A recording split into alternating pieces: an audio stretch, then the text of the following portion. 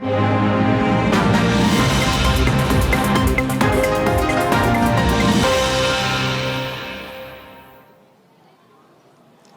sore pemirsa, Anda sekarang menyaksikan berita satu terkini pukul 15.00 waktu Indonesia Barat bersama saya, Zulfakar dan juru kamera Ade Suherman melaporkan untuk Investor Daily Summit 2025 di Jakarta Convention Center Senayan. Adapun untuk gelaran Investor Daily Summit 2025, tadi ada penyampaian speech dari Menteri SDM Bahlil Lahadalia. Ada beberapa poin-poin penting yang dapat kita garis bawahi dari penyampaiannya dalam Investor Daily Summit 2025 ini pemirsa. Seperti misalnya dia membuka dengan menyampaikan kondisi global. Bahlil menyatakan bahwa kondisi geopolitik dan geoekonomi dunia tidak stabil. Perang dan ketegangan global masih berlanjut termasuk Timur Tengah dan antara AS dan Tiongkok. Meski begitu, dia menyampaikan ekonomi Indonesia tetap tumbuh 5,18% di kuartal 1 2025, inflasi di bawah 3% dan ini terbaik di antara negara-negara G20 begitu. Adapun juga dia menyampaikan responnya terhadap gelaran Investor Daily Summit 2025 ini. Bahlil mengapresiasi ini dapat mempertemukan antara pejabat pelaku industri lalu juga akademisi untuk bertukar informasi terkait dengan bagaimana tantangan perekonomian lalu juga arah kebijakan ke depan, menjadi diskusi yang menarik, mempertemukan semua stakeholder yang ada di industri di forum Investor Daily Summit 2025 ini pemirsa. Adapun juga dia menyampaikan bahwa kedaulatan energi dan target nasional, Presiden Prabowo Subianto memberikan instruksi khusus untuk Kementerian SDM yang dipimpin oleh Menteri SDM Bahlil Lahadalia. Kedaulatan dan transisi energi, lalu juga terkait dengan bagaimana hilirisasi dan penciptaan nilai tambah. Ini pun juga target lifting minyak 2025 ditargetkan 650.000 barel per hari atau naik dari realisasi 580.000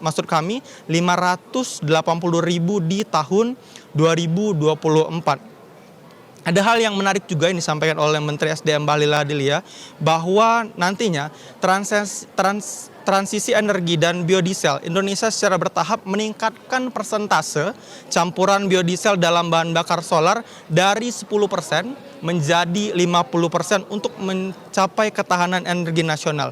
Impor solar menurut Bahlil ini turun menjadi hanya 4,9 juta barel atau 10% dari total konsumsi.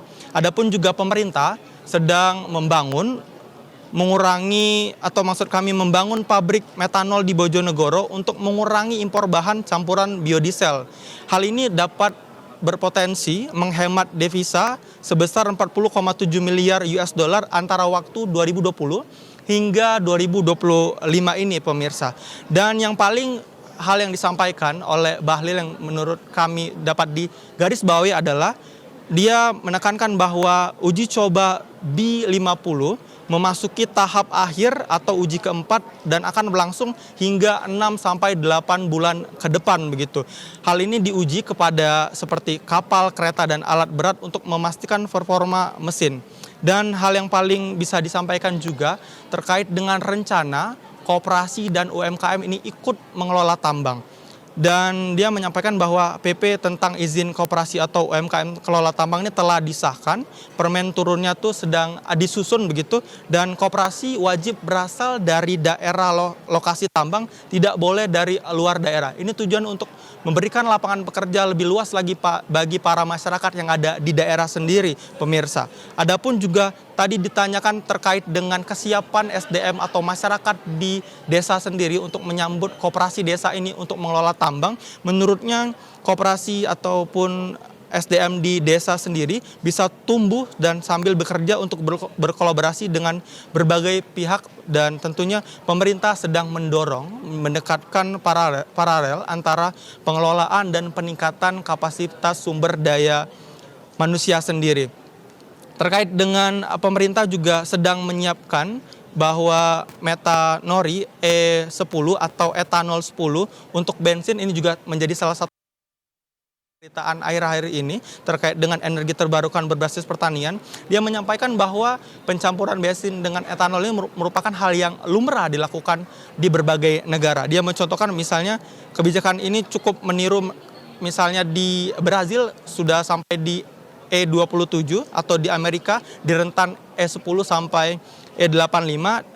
Dan etanol sendiri akan berasal dari singkong dan tebu. Itulah pemirsa bagaimana update dari Investor Daily Summit 2025.